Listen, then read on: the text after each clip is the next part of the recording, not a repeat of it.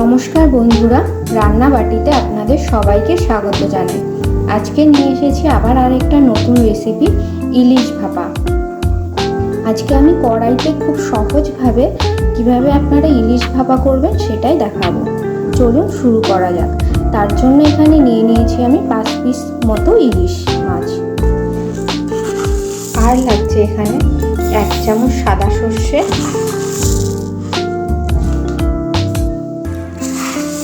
আর দেব 1 চামচ কালো সর্ষে।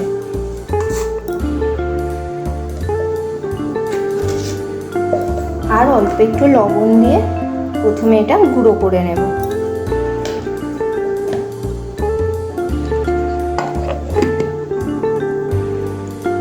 এখানে গুঁড়ো করা হয়ে গেছে।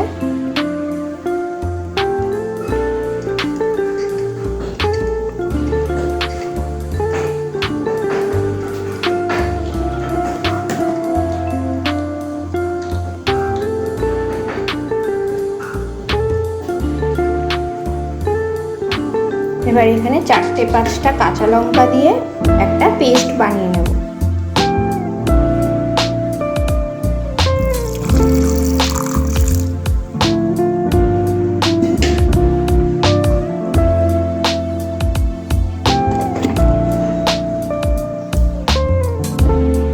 পেস্টটা এখানে হয়ে গেছে। এবার এখানে সব এক এক করে মশলাগুলো দিয়ে ইলিশ মাছটাকে মেখে নেব। প্রথমে এখানে দেব স্বাদ মতো লবণ, তারপর দেব পরিমাণ মতো হলুদ,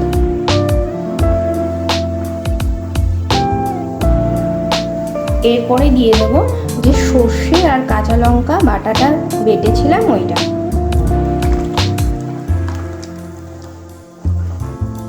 এবার দেব 1 কলা মতো সর্ষের তেল। এবার এটা ভালো করে একটু মাখিয়ে নেব। মাছগুলো এখানে মাখানো হয়ে গেছে। চলুন শুরু করা যাক।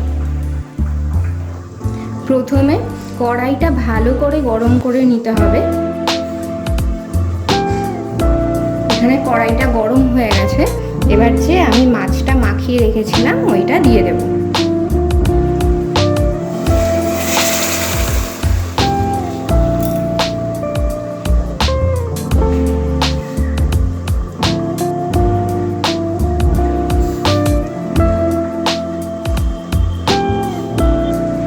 দিয়ে দেবো এখানে 4-5টা কাঁচা লঙ্কা। কাঁচা লঙ্কাগুলো আমি গোটাই দিলাম।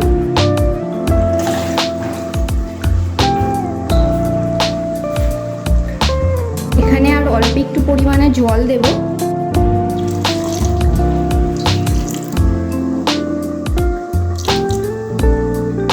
এবার ঢাকা দিয়ে আমি 10 মিনিটের জন্য এটা একদম লো ফ্লেমে হতে দেব।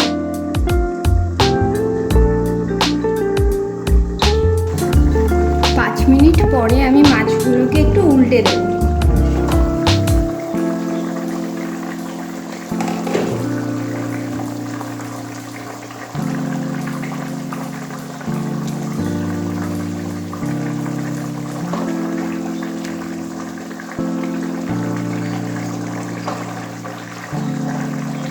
মাছগুলো সেদ্ধ হয়ে গেছে।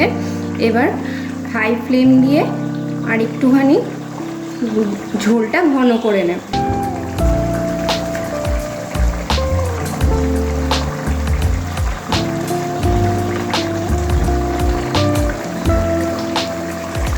মাছটা এখানে রেডি। এবার আমি এখানে কাঁচা তেল দেব। 1 কলা মতো কাঁচা তেল দিয়ে দেব।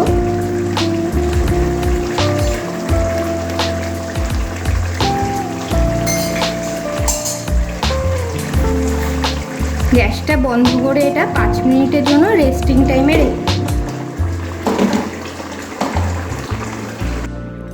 5 মিনিট রাখা হয়ে গেছে।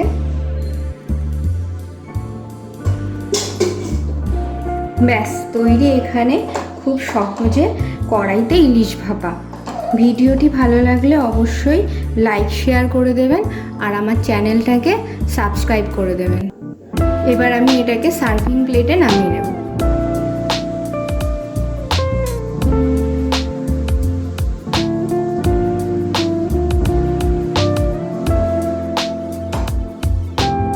আমি এরকম একটা সার্ভিং বলে নামাচ্ছি।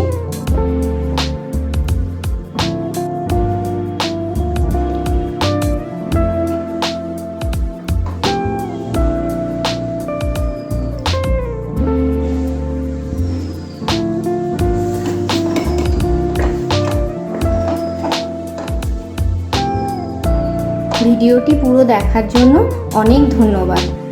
আবার দেখা হবে পরের ভিডিওতে।